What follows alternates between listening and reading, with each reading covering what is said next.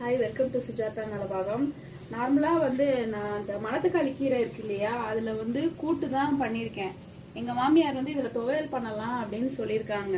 அதுக்கு என்னென்ன தேவையான பொருட்கள்ங்கிறத இப்போ நம்ம பார்த்துடலாம். இப்போ உளுத்தம் பருப்பு, மிளகாய், கொஞ்சம் புளி, உப்பு, பெருங்காயம் கொஞ்சம் வறுத்துக்கணும். கொஞ்சம் வெங்காயமும் போட்டுக்கலாம், வதக்குறதுக்கு நல்லா இருக்கும்.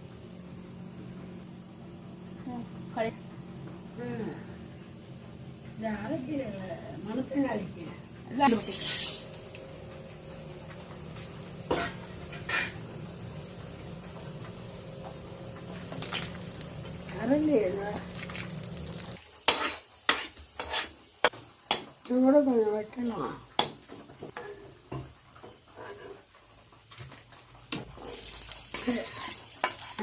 வெங்காயத்தை கொஞ்சம் வதக்கிக்கோங்க. அப்படியே இந்த கீரையவும் போட்டு நல்லா அலைஞ்சிட்டு எண்ணெய் வச்சு நல்லா சுருண்ட வரும். நல்லா சுருளை வதக்கணுமா? ஆமாம், வதங்கி எடுத்து பார்த்தியா?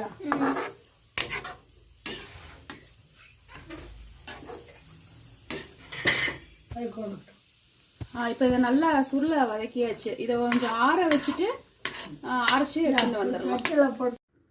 இப்போ பாருங்கள், இதை வதக்குனது எல்லாத்தையும் மிக்சியில் நல்லா ஃபைனாக அரைச்சின்ட்டேன். இப்போ வந்து என்ன பண்ணணும்னா, மறுபடியும் பாண்ட்லியில் 2 ஸ்பூன் எண்ணெயை விட்டுட்டு கடுகு உளுத்தம் பருப்பு தாளித்து கொட்டிட்டு இதை வதக்கணும், பண்ணி எடுத்துகிட்டு வந்துடலாம். இப்போது கடுகு உளுத்தம் பருப்பு தாளித்து கொட்டியாச்சு, போட்டு வதக்கணும்.